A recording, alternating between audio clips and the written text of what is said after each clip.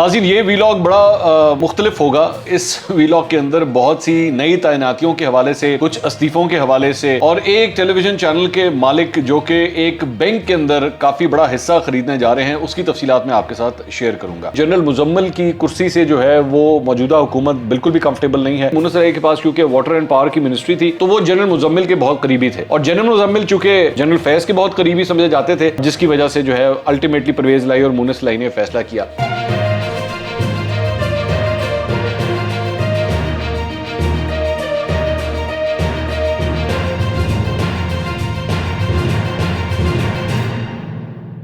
السلام علیکم ناظرین، میں ہوں منصور علی خان۔ اپنے یوٹیوب چینل کے اوپر آپ کو خوش آمدید کہوں گا۔ سب سے پہلے آپ سے درخواست کے چینل کو سبسکرائب کرنا مت بھولیے گا اور بیل آئیکن ضرور پریس کیجیے گا۔ ناظرین یہ ویلاگ بڑا مختلف ہوگا، اس لیے کیونکہ اس ویلاگ کے اندر بہت سی نئی تعیناتیوں کے حوالے سے، کچھ استعفوں کے حوالے سے، اور ایک ٹیلی ویژن چینل کے مالک جو کہ ایک بینک کے اندر کافی بڑا حصہ خریدنے جا رہے ہیں، اس کی تفصیلات میں آپ کے ساتھ شیئر کروں گا۔ سب سے پہلے ایک جو خبر ہے وہ آئی ہے پیکا کے قانون کے حوالے سے۔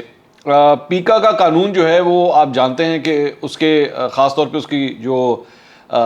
شک نمبر 20 تھی، اسے کالعدم قرار دیا گیا تھا اسلام آباد ہائی کورٹ کی جانب سے، اور اس کے سلسلے میں جو اس وقت کی اپوزیشن اور اب موجودہ حکومت ہے وہ اسے کالا قانون قرار دیتی رہی اور صحافیوں کے ساتھ کھڑی ہوتی رہی اور یہ کہتی رہی کہ جناب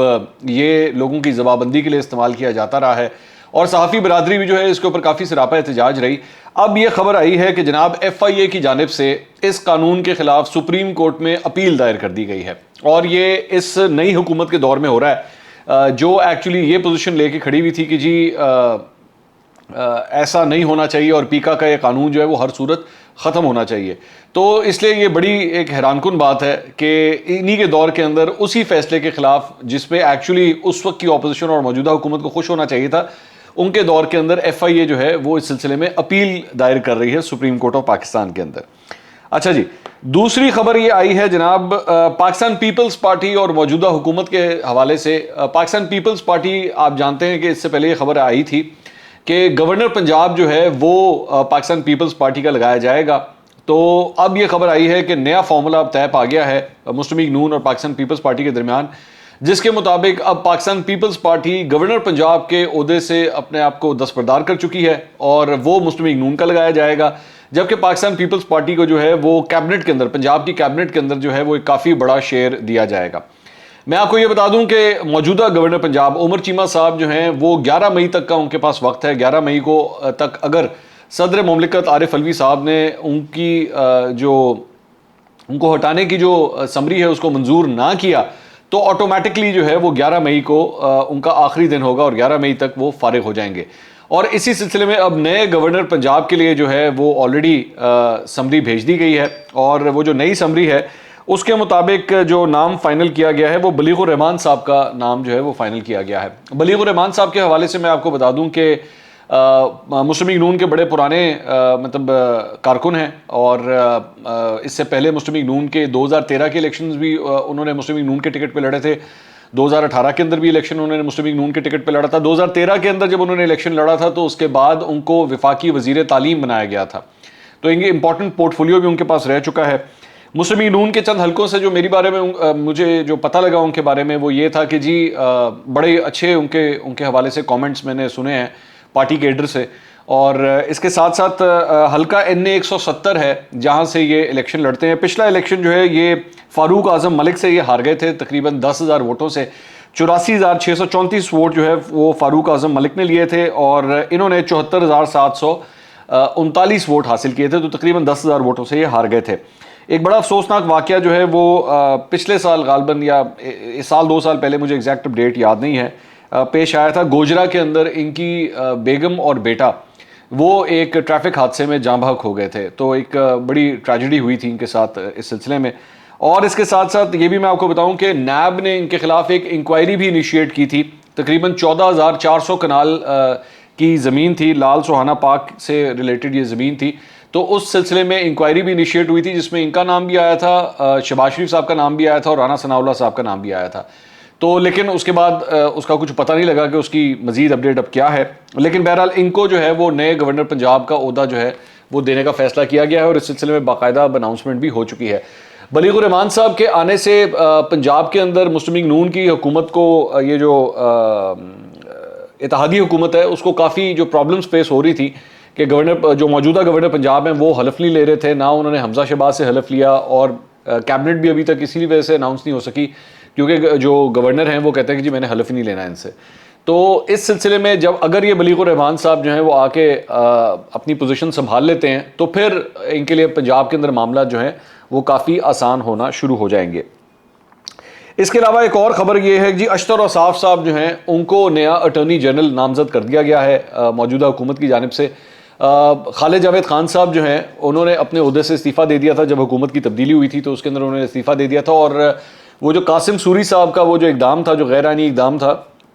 उस सिलसिले में वो जो केस की हेयरिंग हो रही थी सुप्रीम कोर्ट ऑफ पाकिस्तान में जिसमें साबका हुकूमत के ख़िलाफ़ 5-0 से फैसला आया था, उसके अंदर खालिद जावेद खान साहब ने उसी वक्त वहीं पर कह दिया था कि ये मेरा आखिरी केस होगा। तो खालिद जावेद खान साहब से वैसे भी मेरी इतलात के मुताबिक पाकिस्तान तहरीक इंसाफ के लोग काफ़ी नाराज़ थे। इसकी एक रीज़न ये भी बताई जाती है कि उस केस के दौरान उन्होंने ये पोजीशन ली थी और जजेस के सामने ये कहा था कि जी सुप्रीम कोर्ट और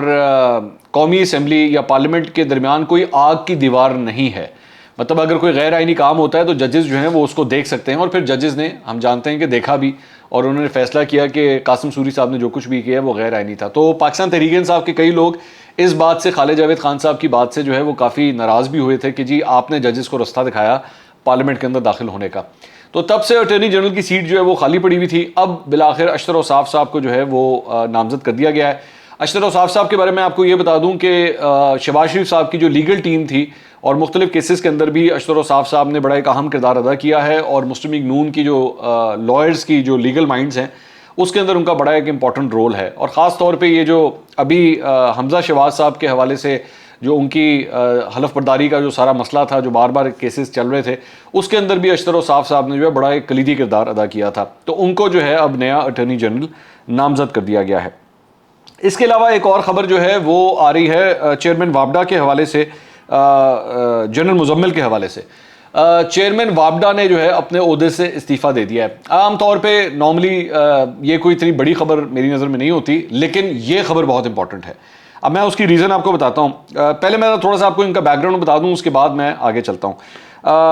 general Muzammil, general retired Muzammil जो थे ये 22वें चेयरमैन वापडा के तौर पे काम कर रहे थे। फ़ौज के अंदर इन्होंने तकरीबन 38 साल इन्होंने सर्विस की, और कोर कमांडर गुजरांवाला भी ये रह चुके हैं। इनको 24 अगस्त 2016 को इनको तैनात किया गया था, और 2016 के अंदर जब इनकी तैनाती हुई थी तो उस वक्त नवाज शरीफ साहब ने इनको तैनात किया था, ये ज़हन में रखिएगा। उसके बाद 2021 के अंदर इनका जब टर्म ख़त्म होने वाला था, 2021 के मिड में एंड में जाके जब इनका टर्म ख़त्म होने वाला था, तो एक्चुअली उन्होंने अनाउंस भी किया था और ये खबर भी आ गई थी कि जी अब ये एक्सटेंशन नहीं लेंगे इसके अंदर, और ये मज़ीद कंटिन्यू करने में इंटरेस्टेड नहीं है। लेकिन इसी खबर के तकरीबन महीने 1.5 महीने के बाद ये खबर आ गई कि जनाब इनको एक्सटेंशन दे दी गई है और दोबारा 5 साल के लिए जो है इनको तैनात कर दिया गया है। और ज़ाहिर बात है अब जब हुकूमत चेंज हुई थी तो जनरल मुजम्मिल का नाम जो है वो एक और वजह से भी जो है मुख्तलिफ सियासी हलकों के अंदर लिया जाता रहा था, और ये कहा जाता था कि ये जनरल फैज़ के बहुत करीबी हैं, और पेशावर के जो कोर कमांडर हैं और साबिक DG ISI हैं उनके ये बड़े करीबी हैं। और चंद हल्के ये भी कहते हैं, मुझे नहीं पता है किस हद तक बात सच है, लेकिन चंद हल्के ये भी कहते हैं कि परवेज़ इलाही साहब जो है उन्होंने वो जो फैसला किया था, रातों रात जो फैसला तब्दील हुआ था, उसके अंदर ये कहते हैं कि जी इन्होंने जब रात को फैसला हो गया था कि ये नून लीग और पीपल्स पार्टी के साथ जाएंगे, लेकिन सुबह फिर उन्होंने फैसला किया कि नहीं वो इमरान खान साहब के साथ जाएंगे। तो मुनस इलाही के बारे में ये कहते हैं कि मुनस इलाही के पास क्योंकि वाटर एंड पावर की मिनिस्ट्री थी तो वो जनरल मुजम्मिल के बहुत करीबी थे, और जनरल मुजम्मिल चूँकि जनरल फैज़ के बहुत करीबी समझे जाते थे, तो शायद उनका कोई रोल था मुनस इलाही को ये कन्विंस करने में कि जी आप ये फ़ैसला मत करें, और जिसकी वजह से जो है अल्टीमेटली परवेज़ इलाही और मुनस इलाही ने फैसला किया। ये 6 मगोइयाँ हैं, ये मैं आपको बता दूं ऑब्वियसली, लेकिन ये बातें आना शुरू हो गई थी कि जनरल मुजम्मिल की कुर्सी से जो है वो मौजूदा हुकूमत बिल्कुल भी कंफर्टेबल नहीं है, और वो चाहते हैं कि नया कोई चेयरमैन वापडा आना चाहिए। हालिया दिनों के अंदर ये जो हमने लोड शेडिंग का एक मसला देखा पिछले महीने, ख़ास तौर पे रमज़ान के दौरान, उसकी वजह से भी हुकूमत को काफ़ी तनकीद का निशाना बनाया गया था, नई हुकूमत को तनकीद का निशाना बनाया गया था। तो ये बार बार कहा जा रहा था कि इस सिलसिले में हो सकता है कि अब प्राइम मिनिस्टर जो है वो कोई बड़ा फैसला कर ही लें। एक बड़ी इंटरेस्टिंग बात यह है